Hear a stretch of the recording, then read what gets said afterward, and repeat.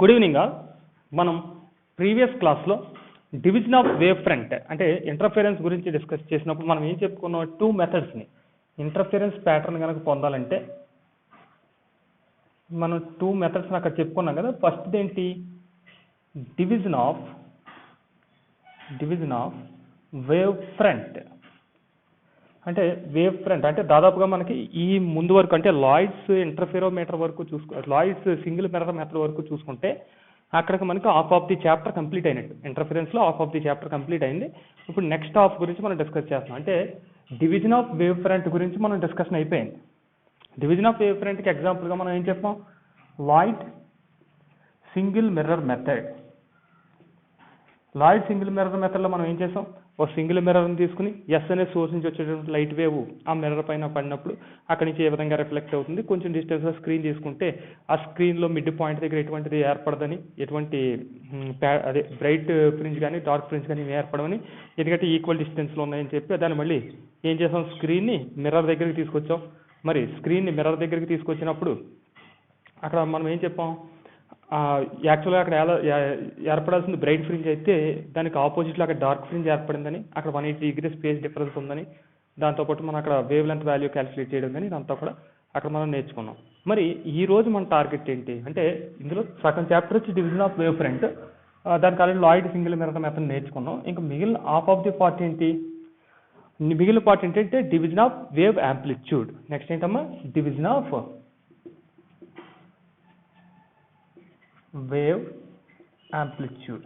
దీన్నే మనం amplitude division అని కూడా అంటాం.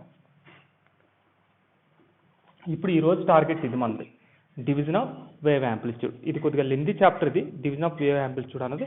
అసలు డివిజన్ ఆఫ్ వేవ్ యాంప్లిట్యూడ్ అంటే ఏంటి, అసలు డివిజన్ ఆఫ్ వేవ్ యాంప్లిట్యూడ్ని రియల్ లైఫ్లో మనం ఎక్కడ చూస్తాం, మరి డివిజన్ ఆఫ్ వేవ్ యాంప్లిట్యూడ్కి సంబంధించి ఒక ప్లేన్ ప్యారల్ ఫిల్మ్ తీసుకుంటే కనుక దాన్ని లైట్తో ఇల్యూమినేట్ చేసినప్పుడు అక్కడ మనకి నార్మల్ ఇన్సిడెన్స్ ద్వారా ఇంటర్ఫిరెన్స్ ప్యాటర్న్ని ఏ విధంగా పొందగలుగుతాం అన్నది ఈరోజు టార్గెట్. అంటే ప్రీవియస్గా మనం ఇంటర్ఫిరెన్స్ ప్యాటర్న్ ఏ విధంగా అయితే పొందామో అలాగే ఇక్కడ కూడా మనం ఇంటర్ఫిరెన్స్ ప్యాటర్న్ పొందాలి. దేన్ని ఉపయోగించి, డివిజన్ ఆఫ్ వేవ్ యాంప్లిట్యూడ్. అంటే వేవ్ యాంప్లిట్యూడ్ని డివిజన్ చేయడం ద్వారా వాడాలి. ఇక్కడ కూడా మళ్ళీ జరిగేది ఏంటంటే రిఫ్లెక్షన్, దట్ టు ట్రాన్స్మిషన్.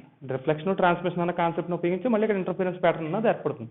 అయితే ఇక్కడ కూడా మళ్ళీ ఏం చూపించాలి, మనం బ్రైట్ ఫ్రింజెస్ డార్క్ ఫ్రింజెస్ ఏర్పడతాయి చూపించాలి. ఓకే, ఇదంతా కూడా ఇప్పుడు డిస్కస్ చేద్దాం డివిజన్ ఆఫ్ వేవ్ ఫ్రంట్లో.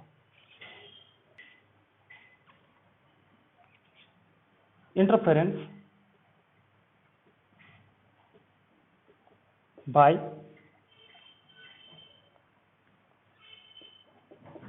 division of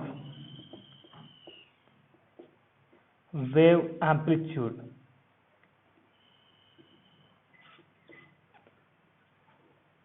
ఓకే, ఇక్కడ interference by division of wave amplitude గురించి మనం డిస్కస్ చేస్తాం. అంటే ముందు అసలు ఇది రియల్ లైఫ్లో ఎక్కడ చూస్తాం అంటే ఒకసారి చూద్దాం.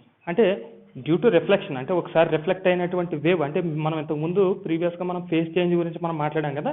ఎప్పుడైతే మనకి ఎయిర్ నుంచి వస్తున్నటువంటి లైట్ ఏదైతే ఉందో, ఒకసారి మీకు ఎవరికైనా ఫేస్ చేంజ్ గురించి డౌట్ ఉంటే మన ప్రీవియస్ క్లాస్లో ఒక 2 days బ్యాక్ అనమాట, ఆ క్లాస్లో మనం ఏం చేసామంటే ఫేస్ చేంజ్ గురించి మనం మాట్లాడాం. 180 degrees ఏ విధంగా చేంజ్ అవుతుంది అన్నది ఆ క్లాస్ చూసి మనం ఇది కనుక వింటే ఈజీగా మీరు అండర్స్టాండ్ చేసుకోగలుగుతారు.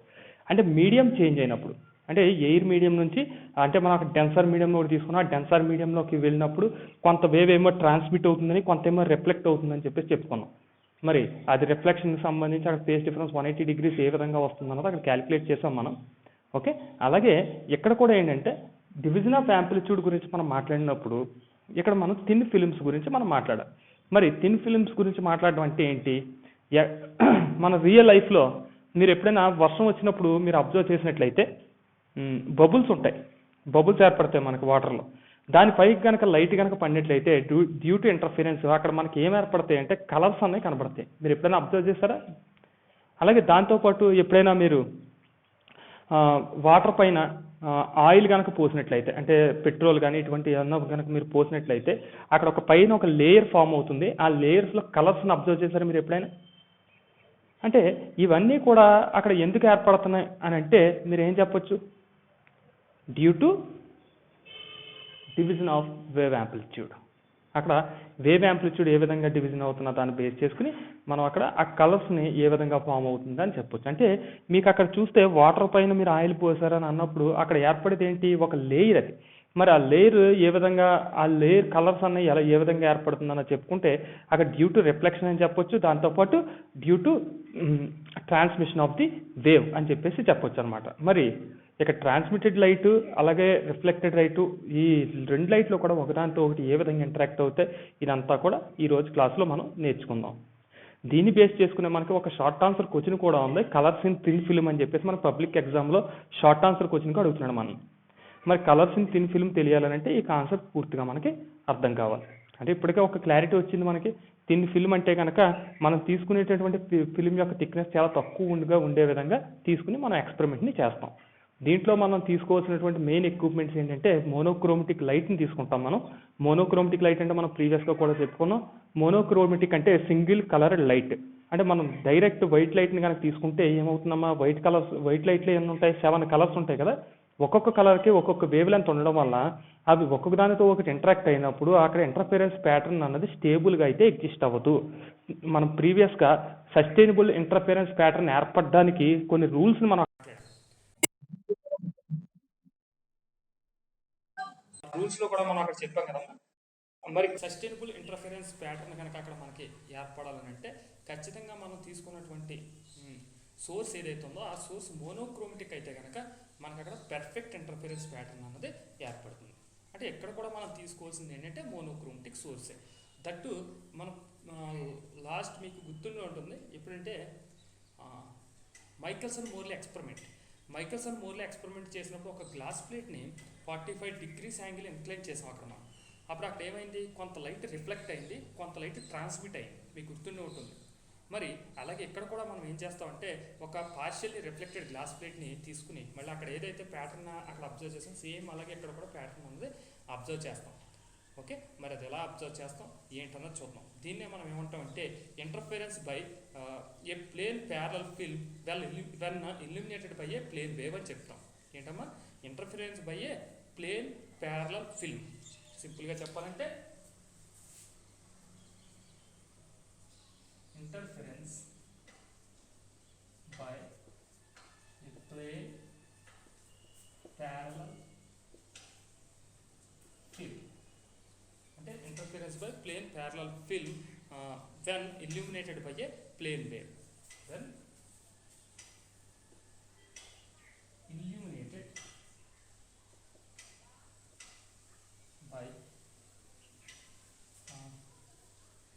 illuminated by a plane wave. అంటే ఒక వేవ్ని తీసుకుని, అంటే ఒక లైట్ వేవ్ని తీసుకుంటాం అక్కడ మనం ఇప్పుడే చెప్పుకున్నాం. ఆ లైట్ వేవ్ని ఏం చేస్తామంటే ఒక ఫిల్మ్ పైకి పంపించినప్పుడు అక్కడ రిఫ్లెక్షన్ ఏ విధంగా జరుగుతుంది, ట్రాన్స్మిషన్ ఏ విధంగా జరుగుతుంది అన్నది ఈరోజు మన టాపిక్. మరి ఈ రిఫ్లెక్ట్ అయినటువంటి వేవ్స్ ఏమవుతాయితే ఒకదాంతో ఒకటి ఇంటరాక్ట్ అవుతాయి.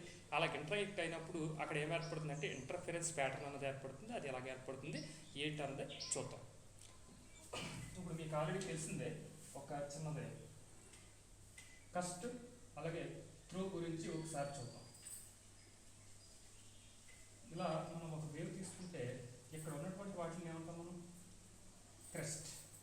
దీన్ని ఏమంటాం, త్రూ. అలాగే ఇక్కడ ఉన్నటువంటి దీన్ని ఏమంటారంటే నోడ్స్ అంటారు. వీటినన్నింటినీ కూడా ఏమంటాం, నోడ్స్ అంటాం. దీన్ని ఏమంటాం, యాంటీ నోడ్స్. ఓకే, ఈ వేవ్స్ గురించి మనం అక్కడ మాట్లాడతాం.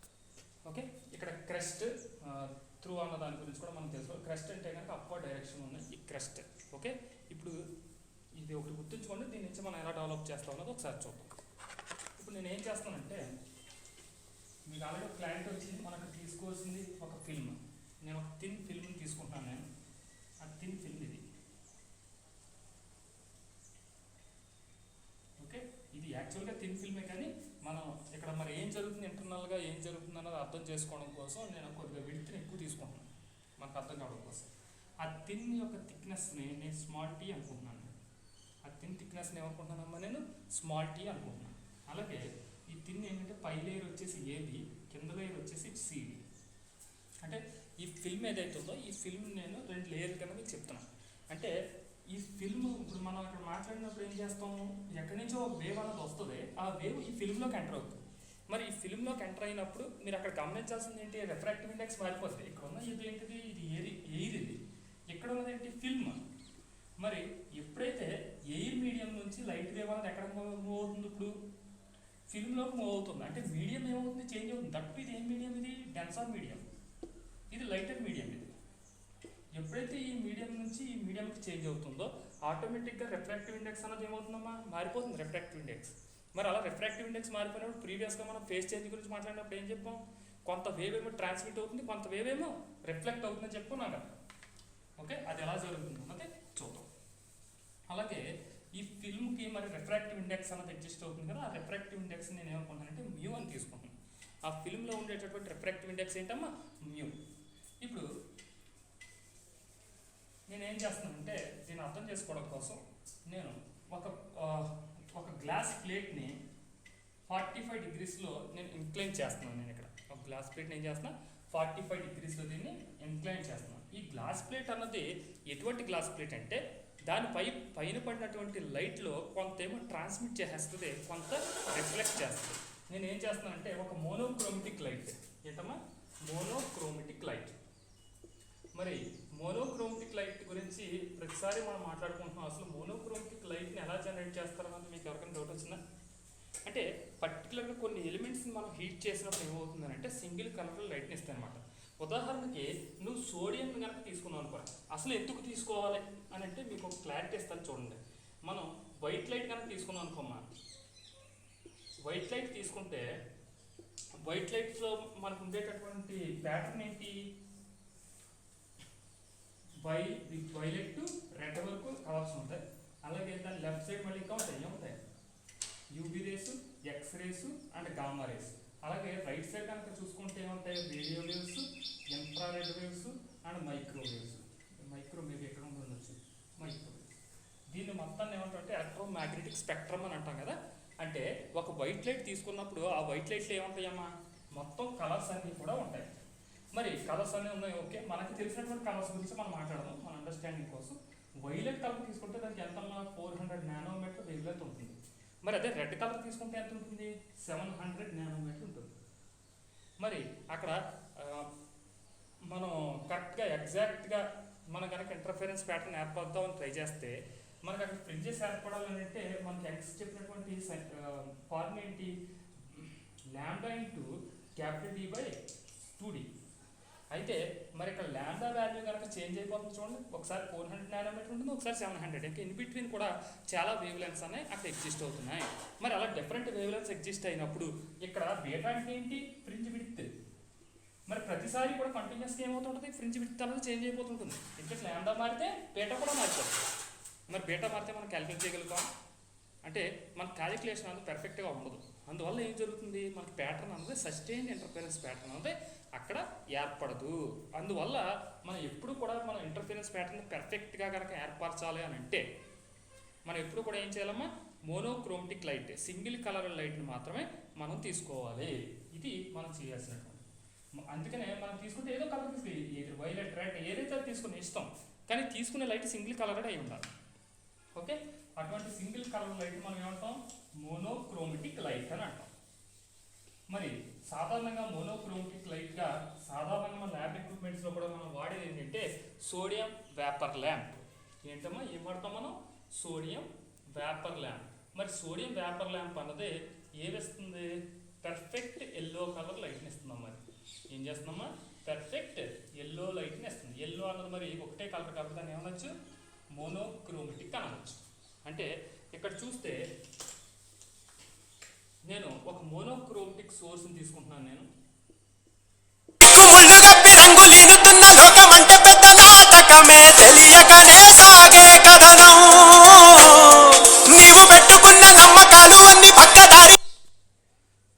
ఓకే, మోనోక్రోమెటిక్ సోర్స్ని తీసుకుంటున్నా. ఈ సోర్స్ నుంచి వస్తున్నటువంటి వేవ్ ఫార్మ్స్ ఏదైతే ఉన్నాయో ఆ వేవ్ ఫార్మ్స్ అనే ఇక్కడ దీనిపైకి స్కాటరింగ్ జరుగుతుంది. ఓకేనమ్మా, మనం ఇక్కడ మోనోక్రోమెటిక్ లైట్ గురించి చెప్పుకున్నాం. మరి ఈ మోనోక్రోమెటిక్ లైట్ ఏమవుతుంది, ఈ డైరెక్షన్లో వచ్చి ఈ గ్లాస్ ప్లేట్ పైన ఈ విధంగా స్కాటరింగ్ అనేది జరుగుతుంది. ఇక్కడ మోనోక్రోమెటిక్ లైట్ అంటే ఇక్కడ మనం తీసుకున్న సాధారణంగా సోడియం లైట్ అని చెప్పుకున్నాం కదా, లైట్ ఈ గ్లాస్ ప్లేట్ పైన ట్రాన్స్మిట్ అనేది జరుగుతుంది. మరి గ్లాస్ ప్లేట్ ఏం చేస్తుంది, దానిపైన పడినటువంటి లైట్లో కొంత పార్ట్ని ఏం చేస్తుందమ్మా, రిఫ్లెక్ట్ చేస్తుంది, కొంత పార్ట్ని ట్రాన్స్మిట్ చేస్తుంది. కానీ ఇక్కడ ట్రాన్స్మిట్ అయినటువంటి లైట్ గురించి మనకు క్వశ్చన్ కాదు, ఇక్కడ మనకి రిఫ్లెక్ట్ అవుతున్న లైట్ చాలా ఇంపార్టెంట్. కాబట్టి ఇక్కడ నుంచి వస్తున్నటువంటి వేవ్ దీనిపైన పడింది ఈ డైరెక్షన్లో, మరి ఎక్కడి నుంచి ఏమైందమ్మా, రిఫ్లెక్ట్ అయ్యి ఈ డైరెక్షన్లో ఇలా కిందకు వచ్చేసింది.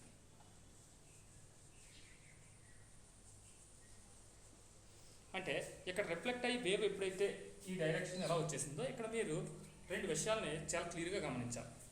మరి ఈ లైట్ వేవ్ మీరు డయాగ్రామ్ అయితే ఇలా వేస్తే సరిపోతుంది, కానీ ఇంటర్నల్గా చూస్తే ఇందులో చాలా మీనింగ్ ఉంది. మరి లైట్ వేవ్ ఏం జరుగుతుంది ఇక్కడ అంటే, ఈ లైట్ వేవ్ దీనిపైన పడినటువంటి లైట్ వేవ్ కొంత ఏమవుతుందంటే రిఫ్లెక్ట్ అయ్యి ఇలా వెనక్కి వెళ్ళిపోతుంది. మరి మిగిలిన లైట్ వేవ్ ఏమవుతుంది, దీంట్లో ఎప్పుడైతే మీడియం చేంజ్ అయ్యిందో కొంతేమో రిఫ్లెక్ట్ అయ్యి వెళ్ళిపోతుంది ఇలా ఈ డైరెక్షన్లో,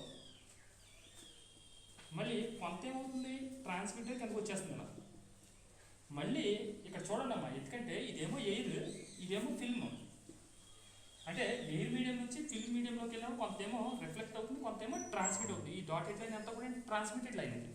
ఇదేంటి పైకి వెళ్ళేది రిఫ్లెక్టెడ్ లైట్. ఓకే, ఇది రిఫ్లెక్ట్ అయింది, బాగుంది. మరి ఎప్పుడైతే ఈ వేవ్ ఎలా వచ్చిందో ఇది ఏబీ సర్ఫేస్ దగ్గర నుంచి ట్రాన్స్మిట్ అయ్యింది. మరి ట్రాన్స్మిట్ అయితే మళ్ళీ ఇంకో సర్ఫేస్ ఎక్కడికి వచ్చింది, సిడి సర్ఫేస్కి వచ్చింది.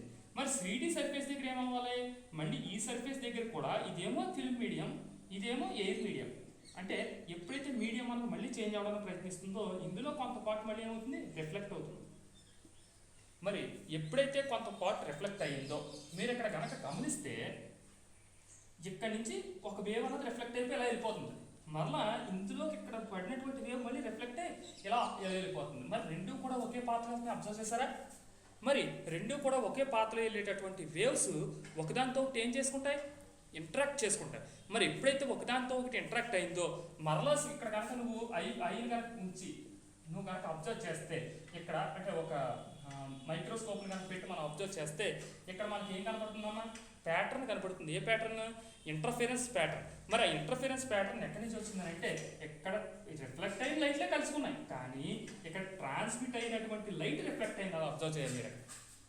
మరి మీరు ఇక్కడ ఏం గమనించారు, ఒక వేవ్ ఏమో ఏబీ సర్ఫేస్ నుంచి పైకి వెళ్ళిపోతుంది అనుకోండి, ఇంకొక వేవ్ ఎక్కడి నుంచి వస్తుంది, సిడి సర్ఫేస్ నుంచి వస్తుంది. మరి సిడి సర్ఫేస్ ఎంత ఎక్స్ట్రా ట్రావెల్ చేసిందంటే టీ ప్లస్ టీ అంటే ఎంత, 2t ట్రావెల్ చేసిందమ్మా. మరి ఏ మీడియంలో ట్రావెల్ చేసింది, మ్యూ మీడియంలో ట్రావెల్ చేసింది. అంటే అది ఎంత ఎక్స్ట్రా ట్రావెల్ చేసిందంటే అక్కడ మనం చెప్పాల్సింది 2μt. మరి అలాగే ఇక్కడ ఫేస్ చేంజ్ గురించి మనం మాట్లాడుతున్నామా, ఎంత ఎక్స్ట్రా ట్రావెల్ చేసిందంటే ఏం చెప్పొచ్చు నువ్వు, 2μt. మరి ఈ వేవ్ తీసుకోండి, ఇదైతే 2μt బాగుంది. మరి ఈ వేవ్ తీసుకుంటే ఇక్కడ నుంచి వచ్చినటువంటి వేవ్ ఏబీ సర్ఫేస్ పైన పడింది, వెంటనే రిఫ్లెక్ట్ అయింది. అంటే అక్కడ ఏం జరుగుతుంది, సడన్ చేంజ్ అనేది వస్తుంది. అంటే సడన్గా ఎయిర్ నుంచి ఫిల్మ్ మీడియంకి వచ్చింది, మళ్ళీ ఫిల్మ్ మీడియం నుంచి డైరెక్ట్ మళ్ళీ ఎయిర్ మీడియంకి వెళ్ళిపోతుంది. ఇక్కడ మీరు అబ్జర్వ్ చేస్తే ఏం జరుగుతుందమ్మా, డైరెక్ట్ ఫిల్మ్ మీడియంకి వచ్చింది, మళ్ళీ ఫిల్మ్ మీడియం నుంచి ఏమైంది, రిఫ్లెక్ట్ అయిపోయి మళ్ళీ ఎయిర్ మీడియంకి వెళ్ళిపోతుంది. ఇది ఫిల్మ్, సారీ ఇది ఎయిర్, ఇది ఫిల్మ్, ఇది మళ్ళీ ఎయిర్. అంటే ఫిల్మ్ మీడియం టచ్ చేసింది, కానీ కొంత వెళ్ళిపోయింది. దాని గురించి నేను మాట్లాడలేదు, ఎలా వెళ్ళింది ఆల్రెడీ ఎక్స్ప్లెయిన్ చేస్తాను. మరి ఏదైతే ఉందో అది ఈ ఎయిర్ నుంచి వస్తున్నటువంటి లైట్ వేవ్ మళ్ళీ ఫిల్మ్ టచ్ చేసి మళ్ళీ రిఫ్లెక్ట్ అయిపోయి పైకి వెళ్ళిపోయింది. మరి వెంటనే ఎలా సడన్ చేంజ్ వస్తాయి కనుక అక్కడ ఎన్ని డిగ్రీలు చేంజ్ వస్తుందంటే ఫేస్ చేంజ్, సడన్ చేంజ్ వల్ల 5 degrees అన్నది ఫేస్ చేంజ్ అన్నది వస్తుంది. అప్పుడు మనకి పాత్ డిఫరెన్స్ ఏమంటామంటే λ/2 అని అంటాం. అప్పుడు పాత్ డిఫరెన్స్ ఏమంటాం మనం, λ/2. మరి λ/2 అంటే ఎందుకన్నా అంటే ఇది వేవ్ కదా, ఈ వేవ్కి ఎక్కడి నుంచి ఇక్కడి వరకు ఉన్నటువంటి అంటే నోడ్ టు ఇక్కడ ఉన్న నోడ్ కి ఉన్నటువంటి డిస్టెన్స్ని మనం λ అంటాం. మరి మనం ఏమంటున్నాం, సడన్ చేంజ్ వచ్చింది అని అంటున్నాం. అంటే దాని ఫేస్ని ఒక హాఫ్ మనం రొటేట్ చేయడం జరిగింది. అంటే ఇక్కడ నుంచి ఒక ఉన్నటువంటి పార్ట్ ఏంటి, λ/2. అంటే ఇక్కడ రిఫ్లెక్ట్ అయినటువంటి లైట్లో వచ్చేటటువంటి చేంజ్ గురించి కనుక మనం మాట్లాడితే, అంటే రిఫ్లెక్టెడ్ వేవ్కి సంబంధించి కనుక మన పాత్ డిఫరెన్స్ గురించి మనకు మాట్లాడితే ఇక్కడ రిఫ్లెక్టెడ్ వేవ్ నుంచి వచ్చినటువంటిది λ/2. మరి ఫిల్మ్ లోపల వచ్చినటువంటి వాల్యూ ఎంత అమ్మా, 2μt.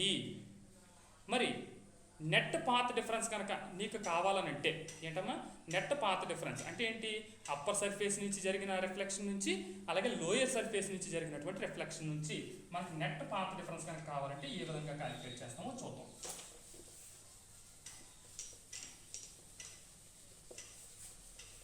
ఇప్పుడు మనకి పాత్ డిఫరెన్స్లు, రెండు పాత్ డిఫరెన్స్లు వచ్చినాయి మనకి. ఒకటి అప్పర్ సర్ఫేస్ నుంచి వచ్చినటువంటి పాత్ డిఫరెన్స్. అప్పర్ సర్ఫేస్ నుంచి వచ్చినటువంటి పాత్ డిఫరెన్స్ ఎంతమ్మా? λ/2. మరి అలాగే లోయర్ సర్ఫేస్ నుంచి వచ్చినటువంటి పాత్ డిఫరెన్స్ ఎంత? లోయర్ సర్ఫేస్ నుంచి వచ్చినటువంటి పాత్ డిఫరెన్స్ ఎంతమ్మా? 2μt. మరి నెట్ పాత్ డిఫరెన్స్ కనుక కావాలంటే మనకి లోయర్ సర్ఫేస్ నుంచి జరిగిన ట్రాన్సాక్షన్, అప్పర్ సర్ఫేస్ నుంచి జరిగిన ట్రాన్సాక్షన్. ఎందుకంటే మరి లోయర్ సర్ఫేస్లోది ఎక్కువ డిస్టెన్స్ మూవ్ అవుతుందా, అప్పర్ సర్ఫేస్లోది ఎక్కువ డిస్టెన్స్ మూవ్ అవుతుంది అంటే లోయర్ సర్ఫేస్లోదే. ఎందుకు? అక్కడ ఫిల్మ్లో ఇది ఎక్కడికి వచ్చి ఇలా డైరెక్ట్ వెళ్ళిపోయింది, ఇలా వచ్చినటువంటి వేవ్ ఇలా డైరెక్ట్ వెళ్ళిపోయింది. కానీ ఇక్కడ లోయర్ సర్ఫేస్ దగ్గరికి వెళ్ళినటువంటి వేవ్ అయింది కిందకు వచ్చి అప్పుడు మళ్ళీ పైకి వెళ్ళింది. అంటే ఈ ఎక్స్ట్రా పాత్ అనేది మూవ్ అయింది కదా. అందువల్ల 2μt అనేది ఎప్పుడు కూడా పెద్దదిగా ఉంటుంది, λ/3 ఎప్పుడు కూడా చిన్నదిగా ఉంటుంది. అంటే నెట్ పాత్ డిఫరెన్స్ కావాలంటే మనం ఏం చెప్తాం? 2μt మైనస్ λ/2 అని చెప్తాం. ఏం చెప్తాం? 2μt λ/2 బై మనం ఇంతకుముందు జెంట్స్ ఎక్స్పెరిమెంట్ చేసినప్పుడు దీని value, net path difference value ఇప్పుడు కూడా దేనికి సమానంగా ఉండాలని చెప్పుకున్నాం మనం? n λ. ఎప్పుడు n λ? మనం కనుక బ్రైట్ ఫ్రింజెస్ గురించి కనుక మాట్లాడుతుంటే, దేని గురించి అమ్మా? బ్రైట్ ఫ్రింజెస్ గురించి మాట్లాడుతుంటే దీని నుంచి మనకి 2μt వాల్యూ కావాలి. మరి 2μt ఈక్వల్ ఏమవుతుందో చెప్పగలరా? n λ ప్లస్ λ/2 అంతే కదమ్మా. λ/2ని అవతల పక్కకు పంపించేస్తాయి. మరి దీని నుండి 2μt ఈక్వల్ ఏమవుతుంది? λ కనుక కామన్ తీస్తే అంటే λ/2 కామన్ తీసేది డైరెక్ట్. λ/2 కామన్ తీసేస్తే 2తో మల్టిప్లై 2తో డివైడ్ చేస్తాం కాబట్టి 2n+1 అదనమాట. అంటే 2μt ఈక్వల్ టు ఏం చెప్పొచ్చమ్మా? λ/2 ఇంటూ 2n+1గా చెప్పొచ్చు. మరి అక్కడ n వాల్యూస్ ఏంటంటే n ఈక్వల్ టు 0, 1, 2, 3 ఆన్సర్. ఇది దేనికంటే మనం చెప్పేటటువంటి వేవ్ దేనికంటే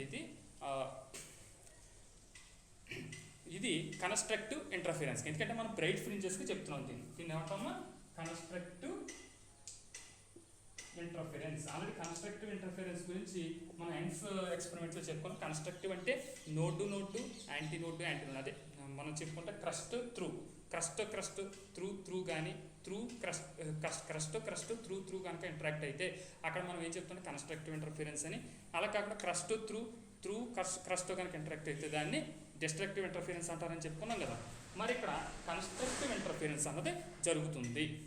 మరి అలా కాకుండా లెటస్ మనం కనుక డిస్ట్రక్టివ్ ఇంటర్ఫిరెన్స్ కనుక ఈక్వేషన్ రాబట్టాలని అంటే సేమ్ ఫార్ములా, మళ్ళీ సేమ్ పాత్ డిఫరెన్స్. ఇది n λకి ఈక్వల్ అయినప్పుడు ఏమొస్తుంది మనకి? బ్రైట్ ఫ్రింజెస్ అనేవి వస్తాయి, కన్స్ట్రక్టివ్ ఇంటర్ఫిరెన్స్. అలా కాకుండా డిస్ట్రక్టివ్ ఇంటర్ఫిరెన్స్ కనుక జరగాలని అంటే అది 2m+1 ఇంటూ λ/2కి ఈక్వల్ అవ్వాలి. అంటే ఈ వాల్యూ దేనికి ఈక్వల్ అవ్వాలమ్మా? 2m+1 into λ/2. ఇది దేనికంటే కన్స్ట్రక్టివ్. ఇప్పుడు డిస్ట్రక్టివ్కి క్యాలిక్యులేట్ చేద్దాం. ఓకే, అది కన్స్ట్రక్టివ్ కమ్మా. మరి డిస్ట్రక్టివ్ చెప్పుకున్నప్పుడు ఎలా రాయాలి అంటే మనం డిస్ట్రక్టివ్ చెప్పుకున్నప్పుడు మళ్ళీ same formula, path difference. But దేనికి?